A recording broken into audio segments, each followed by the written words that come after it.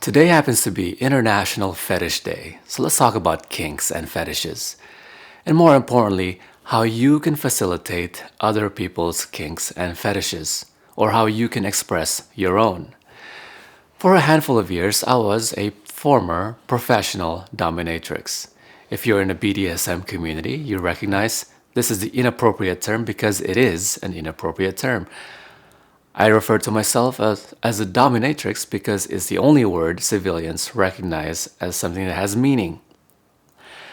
Nonetheless, being an insider from the community, I'm the only one that I know so far of having saying that there is no such delineation between someone who's vanilla and someone who's kinky. I say everyone is kinky. Let me explain.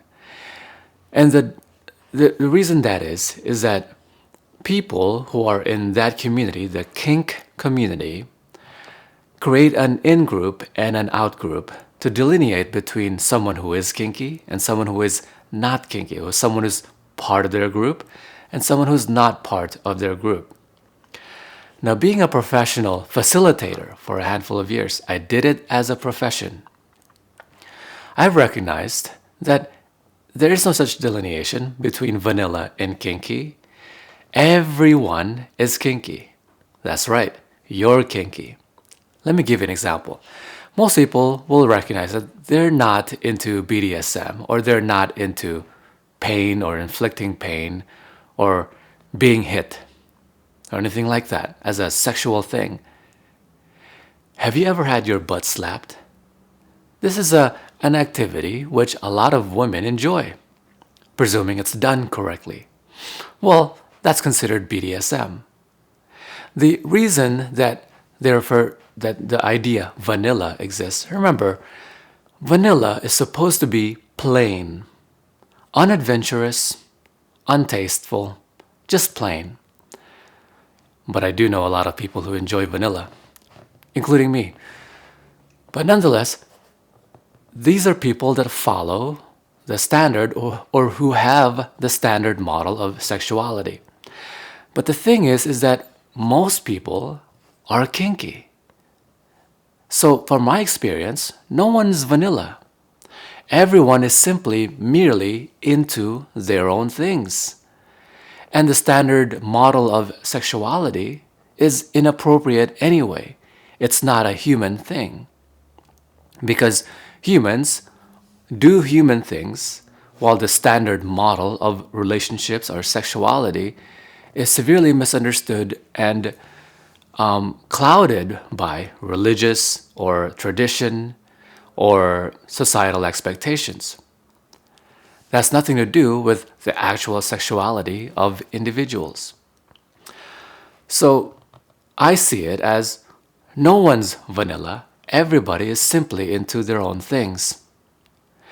Now, I want you to pay attention to that and remember that, because that's going to come important in your ability to facilitate other people's kinks and fetishes.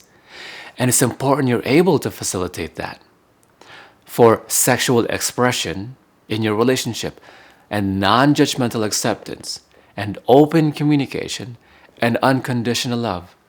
Wait a second. Those three, unconditional love, open communication, non-judgmental acceptance, those are the three I always talk about as a fundament for happy relationships. Funny that. Now, let me go back. A fetish is when you sexualize, when you get sexual gratification from things, objects, activities, or body parts which isn't the sexual organ, which isn't the usual parts which are sexually gratifying for people. Checking out the time. Is that the right time? Okay, we're doing good. A kink is any deviation from the norm. If you've got a straight thing and there's in the middle of it there's a kink, like a wire has a kink or hair has a kink or a rope has a kink, you got to straighten it out, because it's a deviation from the norm. So anything, a kink by definition, is any deviation from the norm. Now, what did I say was the norm? The norm are societal expectations, religious comforts, and traditions about sexuality. Well, those are things that most people are not really, because most people are humans, and those are things that are just tradition. They're just commonly accepted societal norms. Just commonly accepted societal norms. Has nothing to do with who you actually are as individuals. You understand? This is why everybody's kinky. Everybody is into their own things. No one's actually vanilla. They're just into their own things. So now let's talk about how you can facilitate someone's being kinky or their fetishes. It's a very simple process. Are you ready? There are most relationships, people that you're in a relationship, whom you're in a relationship with, they are kinky. Okay?